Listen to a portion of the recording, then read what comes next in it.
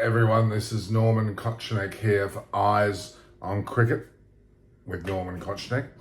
Of course, I've rebadged it to be called Eyes on Sports. What I'm here to talk to you today about, of course, the day after Australia's emphatic, as they're calling it, emphatic victory against India by 9 wickets. I'm here to talk to you about what the Australian papers are saying, and of course they're saying a hell of a lot more today because Australia won. I have the Weekend Australian, and it says, "We did it. Yes, we did it." Picture of Marnus Labuschagne there. We did it. Australia finally wins against India in India, which has been some 7 years actually since it last happened. So only 4 times. It's been quite a minimal amount of times. We also have in the paper a fully blown article there from Peter Lalor. He says, "Checkmate as Smith makes the right moves in triumph." So effectively, checkmate is in a game of chess. Checkmate, Smith makes the right move in triumph. Basically implies that he was a better captain than Cummins, and I'm afraid he was. Pat Cummins, as good as he may be as a bowler, he's not the best captain, and they may have learned a lesson there. It says here, Australian opener Travis Head hits out during his match-winning unbeaten knock of 49 of just 53 balls in the third test at an indoor against India. He certainly did. You can see him, he certainly did look quite good. But then again, they only had 76 runs to get. It's pretty easy mindset-wise to be in a better mood, and it's the best time to bat. It's a really game. I remember a time that the Queenslander there, he basically batted at a match against India and scored 50 and looked fantastic, but he didn't last much longer.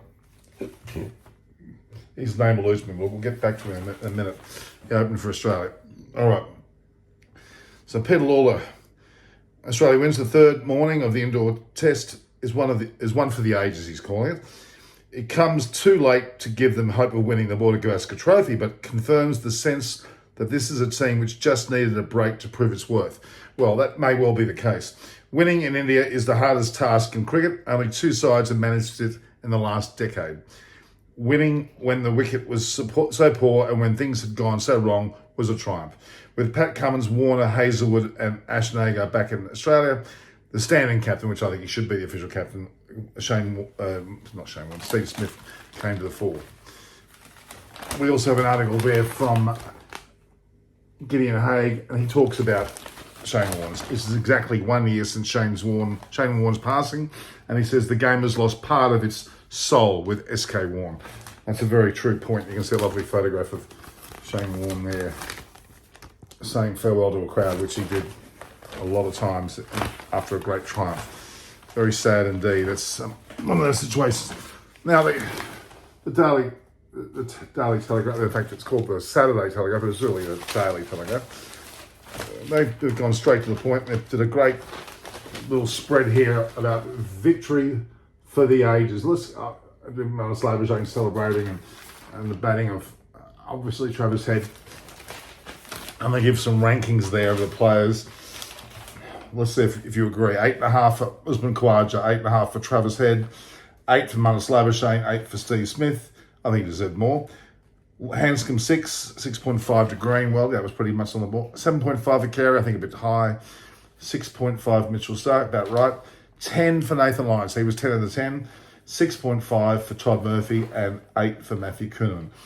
Fair appraisal, I would say. Of course, winning by 9 wickets, it is an impressive situation. The world standings, of course, Australia are first still on 68%, India and second on 60, and then Sri Lanka on 64. But I'm not sure how that works. I'm sure that'll be resorted, but it still leaves India at second place. But India have to win the last Test match to seal their World Test Championship, or at least draw, I believe. Australia are through. They're definitely one of the 2 teams in the World Test Championship, June 7th at the Oval.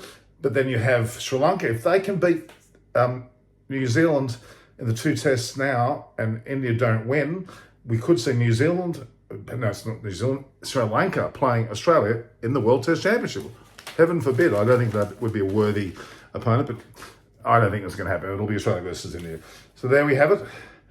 the way in which Australia has gone has been very commendable. Stay tuned. We'll watch for more newspaper results, newspaper reactions, Australian journalists, what they write, what they see and do. The likes of Peter Lawler, obviously Daniel Brettig, and you have Gideon Haigh, some of the best ones there. Ben Horn as well. So stay tuned. This is Norman Konstak on Eyes on Cricket with Norman Konstak, Eyes on Sports, and very often collaborating with Sri Harsha Cricket.